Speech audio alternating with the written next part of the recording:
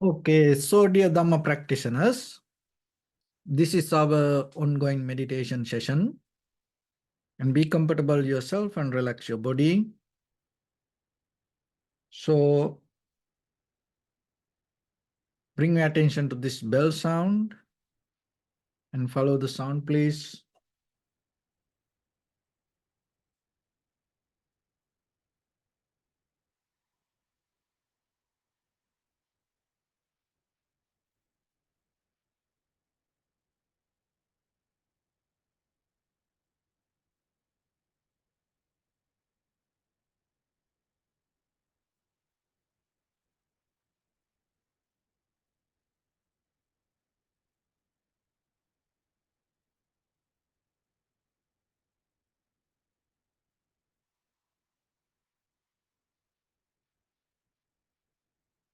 Namo tassa bhagavato arahato samma sambuddhassa.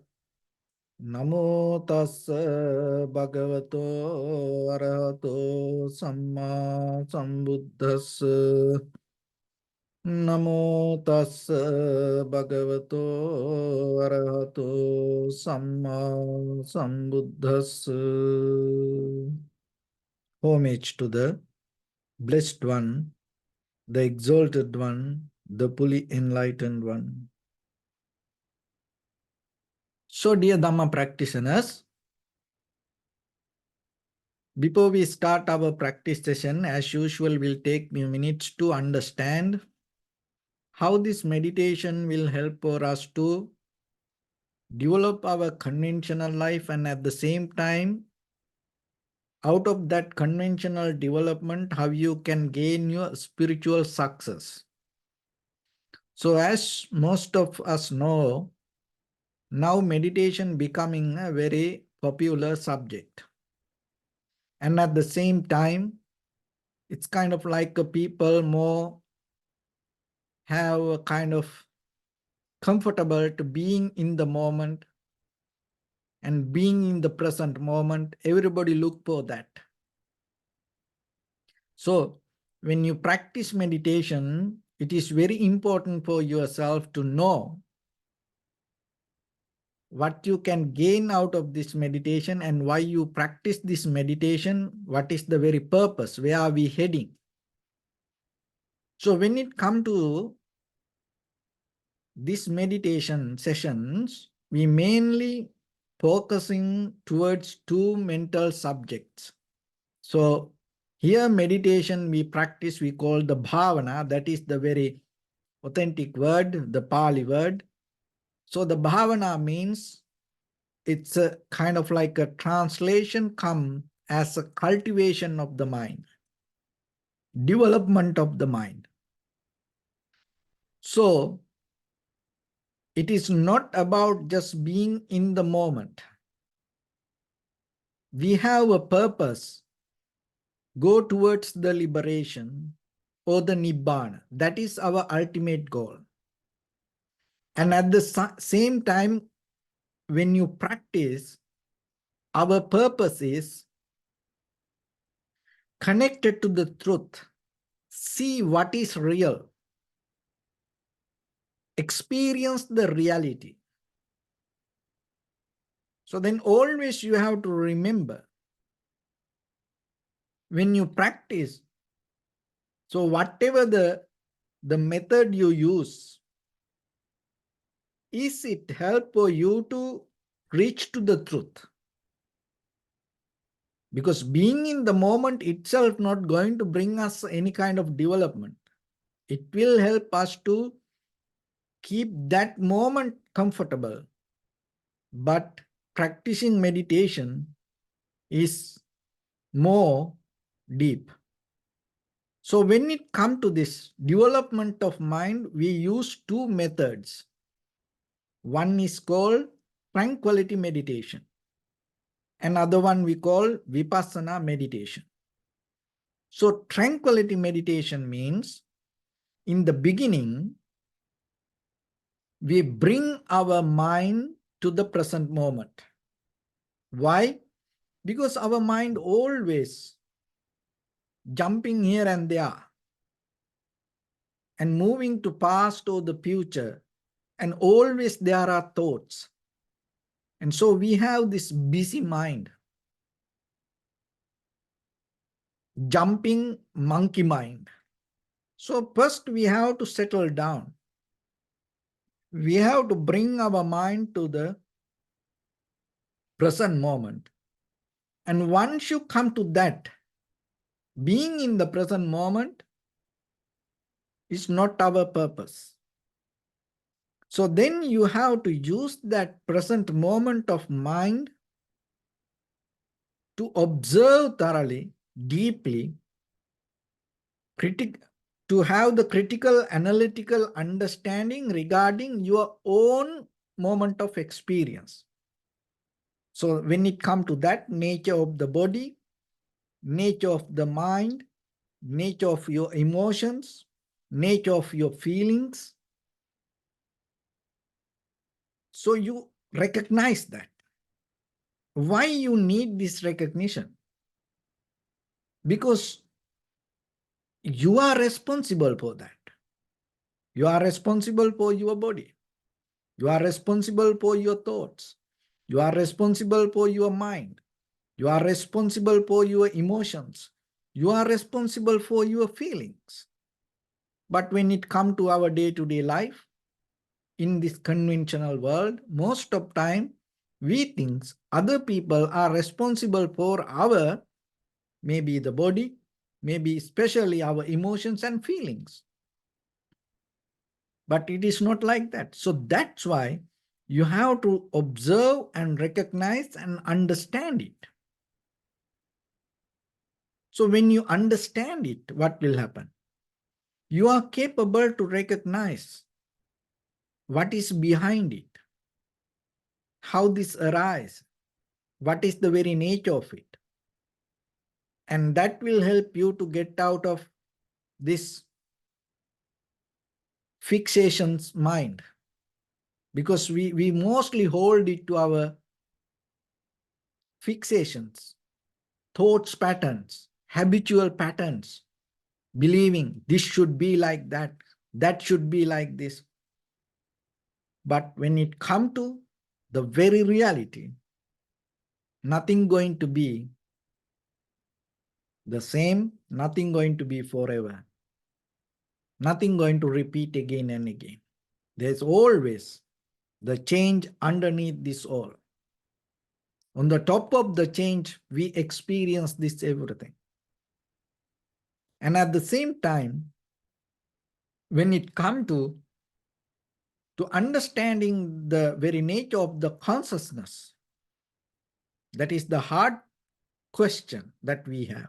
What is this consciousness? How it arises? From where it arises? Why it arises like this? Why we feel like this?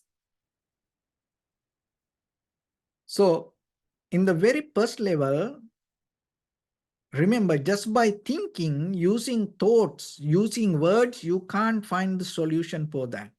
So that's why in the very beginning, you have to have a kind of like a tranquility mind. You have to calm down the mind. And once the mind calm down, once you are capable to be very clear with the perception. So whatever you perceive through your eye, ear, nose, tongue, body, mind, once you are capable to be very clear with it, rather than modifying it, rather than kind of like adding colors to it, once you are capable to see things as it is, then as a next step, you can go a little bit more deeper and recognize how things come to be as they are. So when it comes to that, practicing meditation doesn't mean when you hear something, when you see something, you go behind the outside object. It's about the very condition of the mind. When you see something, you recognize you're seeing, and at the same time, you start to observe the very condition of the mind. When you hear something, you know you are hearing, but at the same time, you recognize the condition of the mind. Because when, according to the condition of the mind, whatever the perception going to become different. So then, whatever you experience in day-to-day life, rather than grabbing it, oh, I saw this, I heard this, I smelled this, I taste this, I feel this, I think this way. Rather than grabbing it, what you need to do in the very first level, you have to see in what condition of mind you experience it. This called meta knowing or meta awareness. So you observe the observer. You see the condition of the mind. Rather than go with the object, you go inward and recognize how you experience it. So this is another way we call introspection. So then when you are settling down in the present moment, this is what you need to do. Rather than just being in the moment, you have to have the introspection and see what is the condition of mind, in what condition you experience this. And that will help you to slowly get out of most of the defilement. And that is one way that you can purify your mind, clean your mind, brush up your mind. And again and again, again and again, when you become more aware about your own mind, you're capable to see there are a lot of hopes or the intentions or the fear, unsatisfaction, desires behind this whole experience. Just imagine with this unknown fear, maybe with this unknown desire, with these unknown hopes, when we see something, hear something, smell something, taste something, feel something, how we know exactly that we are capable to recognize it? So that is why bringing this clarity to yourself is very necessary. And when it comes to the mind, that Buddha gave an example, this mind always has three kinds of nature: the greed, hatred, and the delusion. It's like the lust or the greed, like the fire.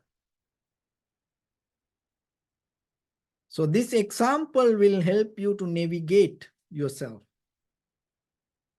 And the anger is kind of like a grip. And the delusion is kind of like a net. Those are the three examples. Lust is like the fire. The anger is like the grip. And the delusion is like the net.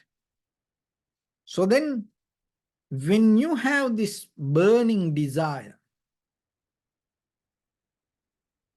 and even sometimes you are in the present moment, you're observing something, you know you are observing, but deeply, there is a kind of like a shadow, kind of like a burning desire to know something, even when it comes to observing inhalation, exhalation.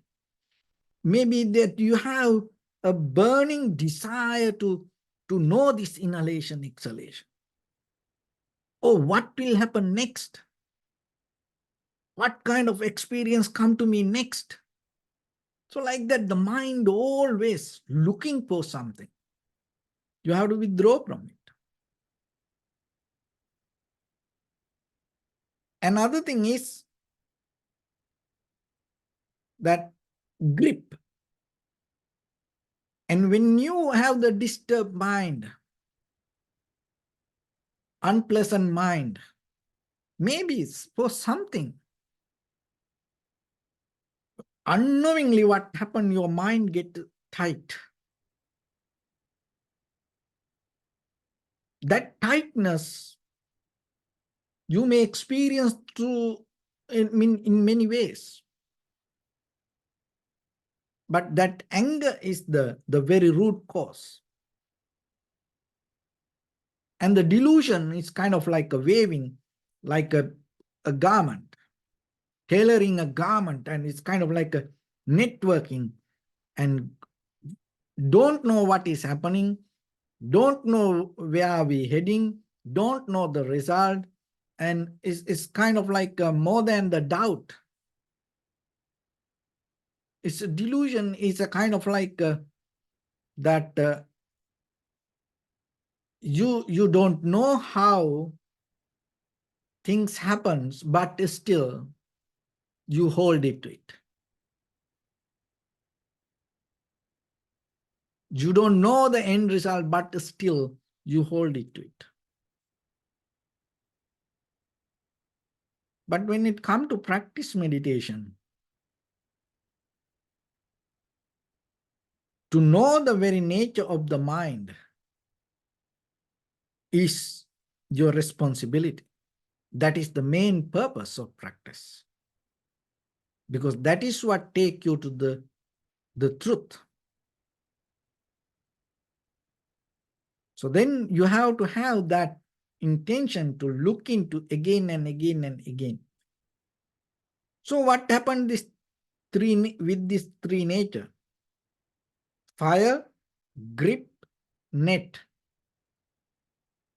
Is most of time out of this fire or the grip or the net, sometimes your perception you push away.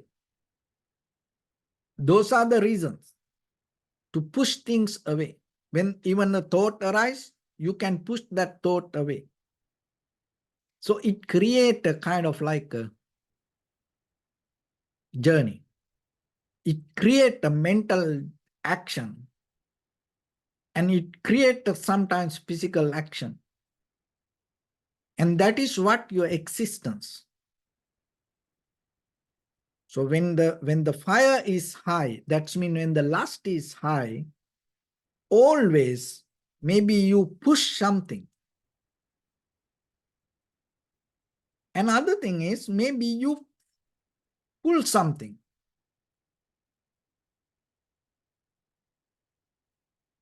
Or maybe, this is very important, sometimes you don't see this that much. It is always happening, but you don't think about it. So most of time we see that pushing and pulling, resistance or grasping, clinging. But there is another thing can happen, especially when it comes to the delusion, creating network.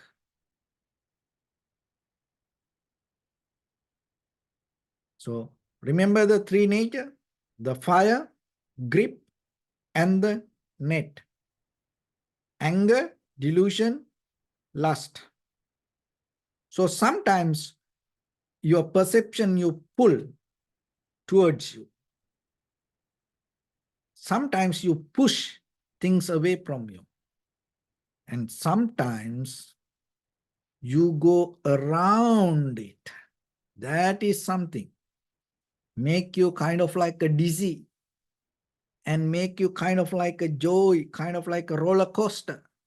Your life itself kind of like a roller coaster, because you like to go around it.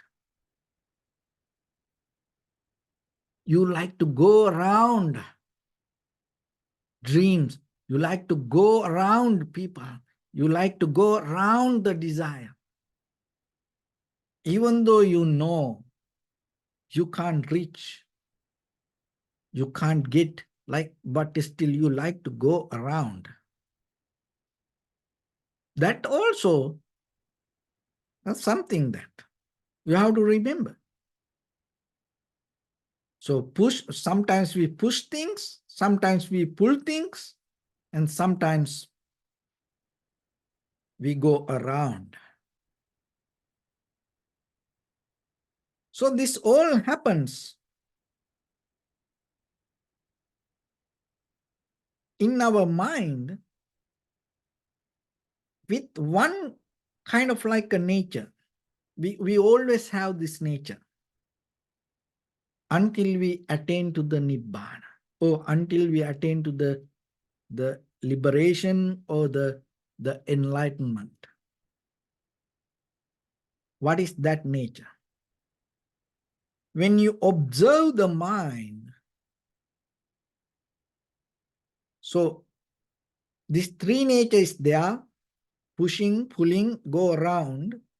And once you have the non-judgmental acceptance with whatever arises, non-judgmental acceptance, then you start to see behind this all, your mind has a kind of like a nature. That's why you have this pull, push, go around nature with the fire, grip, and the net. What is that nature? So understanding this is very important for you. So there is something arising that we not expect within ourselves, in our mind. Always arising something. And you have no idea what it is. Maybe you have some expectations, but when the thought arises, it is completely, it is in different spectrum. That is the very nature of this conventional mind. Remember that. In your mind, you may have the hopes, the desire, or intention, but it's still the very nature of the mind. Always something arises which you don't know. That is what creates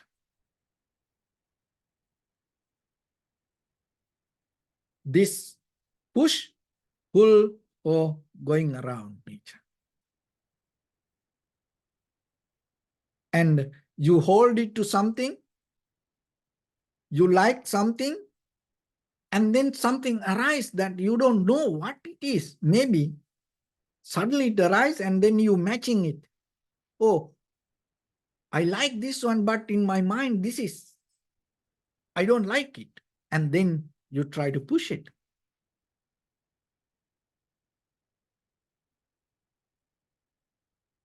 And then sometimes you don't want something, but it arises in you. And suddenly when it arises, that is what you don't want. And then maybe you have the anger. Or maybe something arises, we don't know what it is. And then we go around it.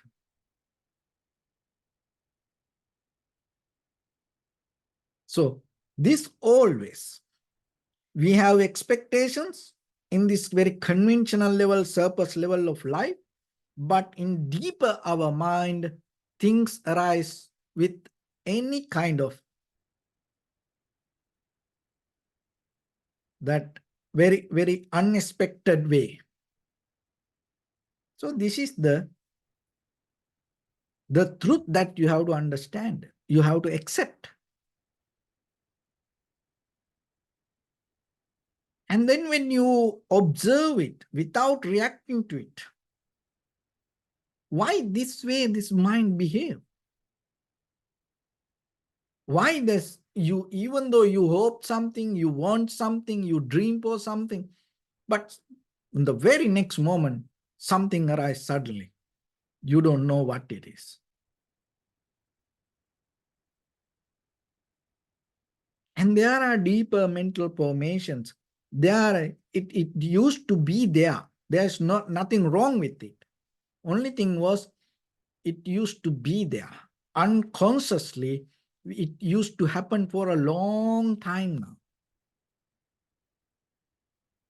So understanding this nature is very important for you. Why? Ajjattava kaye kayanupassī viharati, bahiddava kaye kayanupassī viharati. So one way to understand this, once you understand your mind, it will help for you to understand others' mind. Because we live with other people.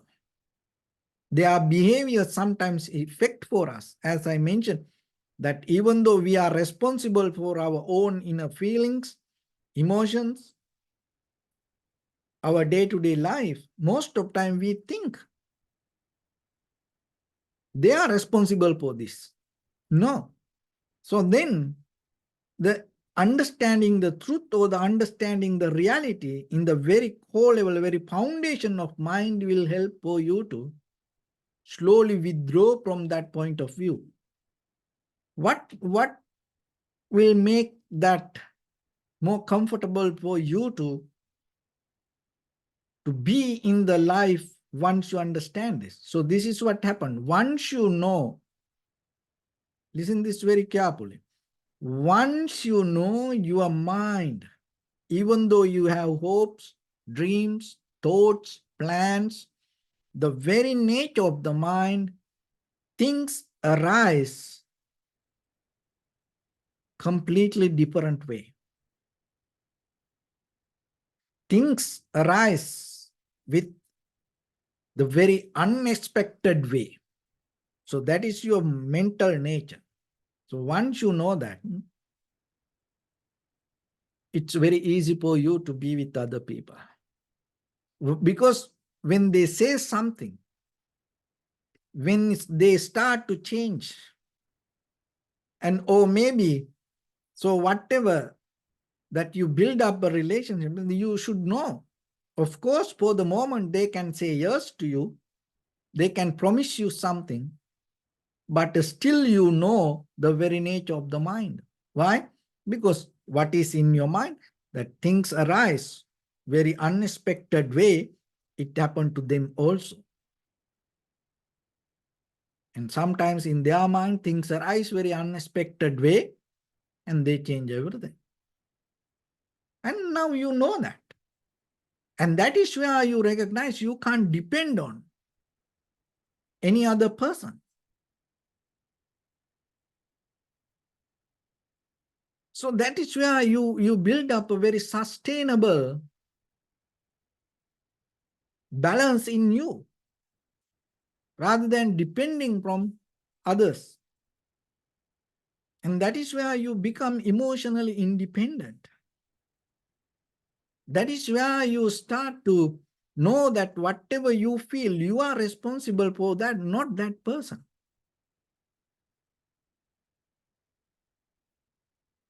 And one, just imagine then, the very word itself means each and every person mind always changing unexpectedly. And now you hear it, and then now you know that, but there are a lot of people don't know it. Even regarding their own mind, regarding their own feelings, regarding their own thoughts, they have very fixed, very kind of like a condition way of thinking. Oh, this should be like this person should be like this situation should be like this. But they don't know the very nature of mind. So then what will happen? It always going to make unbalance the situation. Push or pull or go around. And out of that, what will happen? The lust, anger, delusion. Again and again, those are the things catering to this nature, and again and again, it becomes more powerful. So meditation means what? So the mindfulness means you come, that the meta awareness means, meta knowing means you start to recognize this nature in you. You see this, how your mind have this nature arising things itself. And once you know that, you have the very non-judgmental acceptance without pushing, pulling, or go around it. Let it be. Once you see that, once you are capable to be in that very moment without reacting to it in any way, you will see it going to go. And then again, something else arises. It also going to go. When you're not reacting, what happened? Your awareness become more clear, your mind become more clear, sharp. And then this, the thought always arising so fast, so that going to become little bit slow down. So once this arising pattern becomes slow down, that is where you can see this, underneath this thought patterns, this repetition, reactions, the current that we have a deeper is kind of like a flashlight, kind of like a wanting mind, wanting to do something is always there. It's like a sleeping giant all over your body, head to toes, each and every cell, hijacked by this wanting, sleeping giant. It's there, invisible. So, in the very first level, practicing meditation, your sitting means you settling down. Practice it physically. Learn to settle down. One time, Buddha with Venerable Ananda went for a journey, and on the way, and the Buddha was a little bit tired, and he sat under a tree, and close by there was a river. So Buddha told to Venerable Ananda, go and bring some water from that river. So Venerable Ananda went there. And when he go there, it was kind of like the water was so disturbed. It's kind of like people used to have bath, and at the same time, there were a lot of bull cart went through the river, and it was so muddy, and that water cannot drink. So then he came back and told to Buddha, oh, Venerable Sir, that water is so, looks so muddy. It cannot drink. So then the Buddha said, Venerable Anand, wait a little bit. And then after a few minutes, and the Buddha said, now you go and bring water. So Venerable Ananda went and he saw the water already clear, all that mud settling down under the ground. So, and the water was so clear, and he took the water and brought. And then the Buddha told, our mind the same. Let it settle down. But you are the one who not allowing it to settle down.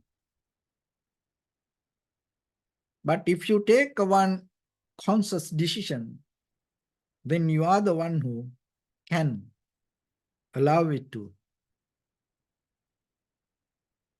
settle down. So then practice little by little, little by little. Have a little bit unmovable posture. Let everything to settle down itself. Even in the around your nature, around your environment. Let things to happen as it is. Don't try to interfere with things. And sometimes you think it is wrong, this is right. But when it comes to that in our life, we knew so far in our life what are the right things and what are the wrong things. So it is conventional. It changed moment by moment. But even though we knew that things, even though we interfere with things to make things right, it didn't happen that way. That doesn't mean you allow everything to be there as it is. No. For a moment, you take a conscious decision to withdraw from all the interference and see what happens. Because in the nature, it has a way that everything to settle down itself. Of course, in the conventional world, it's not like that. We are the one who not allowing it to happen. So the good example is, like when it comes to the world that we talk about global warming and we talk about this nature and the pollution. So this kind of things. As all of you know, during the pandemic time, see that people start to stay at home. So then by the time what happens? The sky became more clear. The pollution, air pollution slowly disappeared. And a lot of, the wild animals start to walk freely here and there. And even this global warming, for a certain level, this earth start to cool down a little bit. So what does that mean? That means the nature has itself to settle down. Everything has that nature. So even in our body, everything has a nature to settle down itself. But still, we are the one who not allowing it to happen. We are the one who interfering with many things to make things happen the way we want. And that is what itself called the world. If you look for the Nibbana, if you look for the liberation, learn to have this non-judgmental acceptance within yourself. When the unexpected things arise in your mind, don't challenge it, don't judge it, don't push it, don't grab it, don't try to create many other things reacting to it, just allowing it to be there for a moment. And then you will see. It is not yours. It arises according to the necessary cause and conditions, and it will go away. So little bit experience that, and once you experience it, in that very moment, you will see what is the truth, because it is within you. So with that, let's get into practice a little bit now. So your right palm on your left and neck get straight in one line and be comfortable with your posture. So bring your attention to your body and scan head to toes yourself and say Sopatveva, or may I be well and happy 3 times.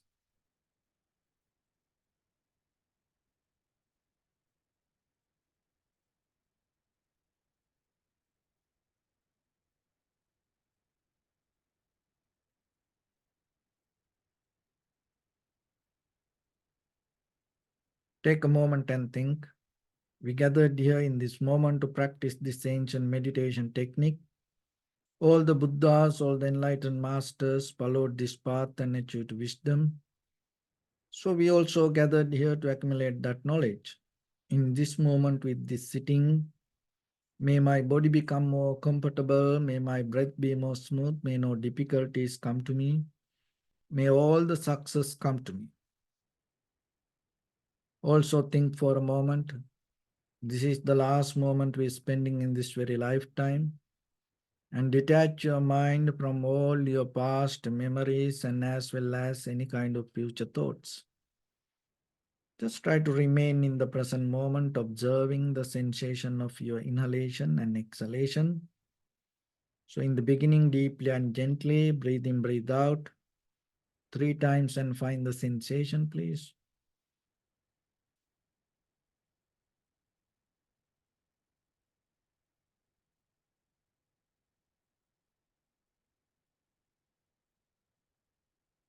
So, while you're observing the inhalation, exhalation, many thoughts will arise.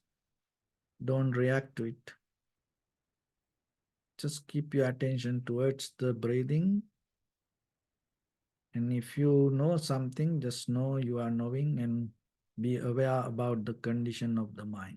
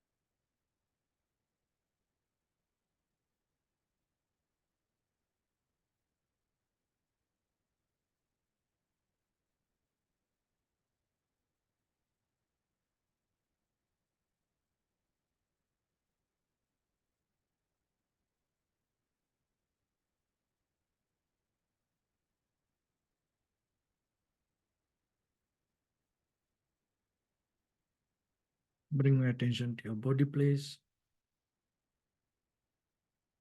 Observe your posture.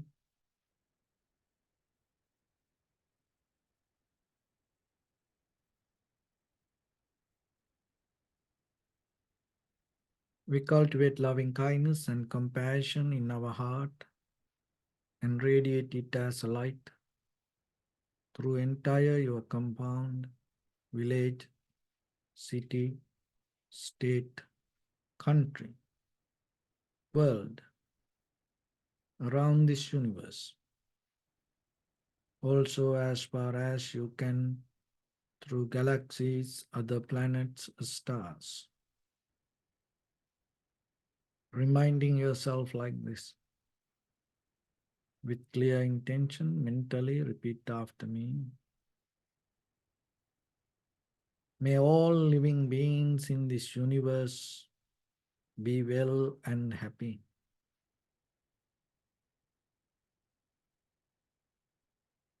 May everyone be happy and safe.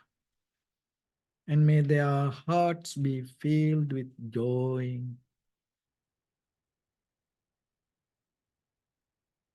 May all living beings live in security and in peace. Beings who are frail or strong, tall or short, big or small, visible or not visible, near or far away, already born or yet to be born. May all of them dwell in perfect tranquility.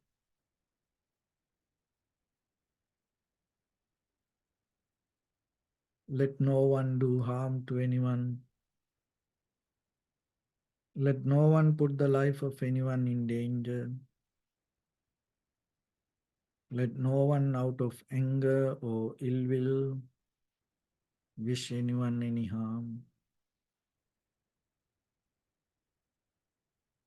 Expand the loving kindness and compassion beginning from your heart. Forward, visualize yourself and send it as a light.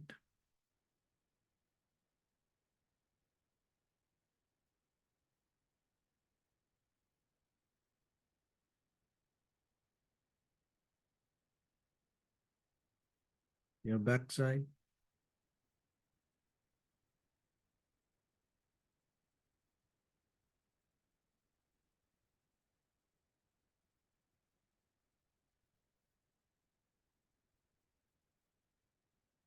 to your left side,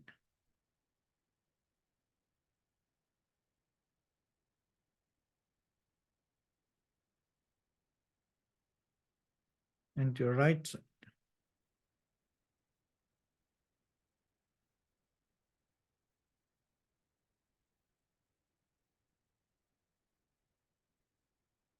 Downward,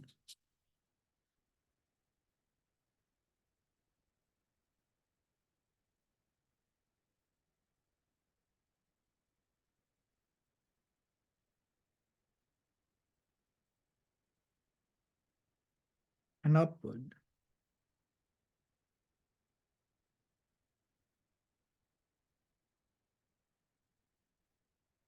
All six directions at once, like the moon, the sun, spread the light, spread the energy, without any condition, without any limitation, without any resistance, or without any judgment.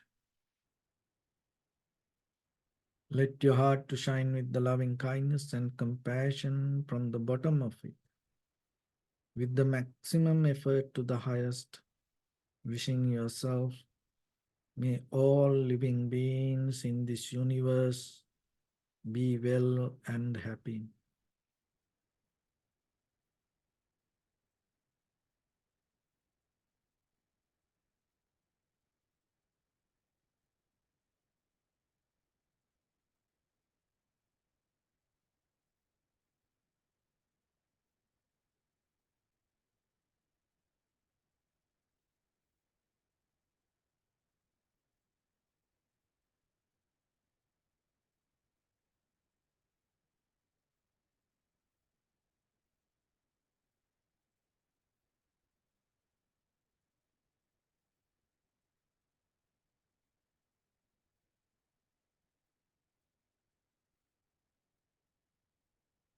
Say sadhu, sadhu, sadhu. So first of all, we offer this practice to the great qualities of the Buddha, Dharma, and the Sangha. Also, by the power of this meritorious deed, may all of us attain to the supreme bliss of Nibbana. May all your guardian angels and deities will receive these merits and increase their longevity and protect all of you from any kind of planetary influences or any ill effects. Ittavata cha ammehi sampadam punya sampadam sabbe deva numodantu sabba sampatti siddhya sabbe bhuta numodantu sabba sampatti siddhya sabbe satta numodantu sabba sampatti siddhya Imaya Dhamma Dhamma Patipattiya Buddhang Pujemi Dhammang Pujemi Sanghang Pujemi Attaya Imaya Patipattiya Jati Jara Vyadi Maranam Ha Paribunjisami Idam me punya kammang asavakkaya vahang hotu sabba dukkha pamuncatu. Bless you.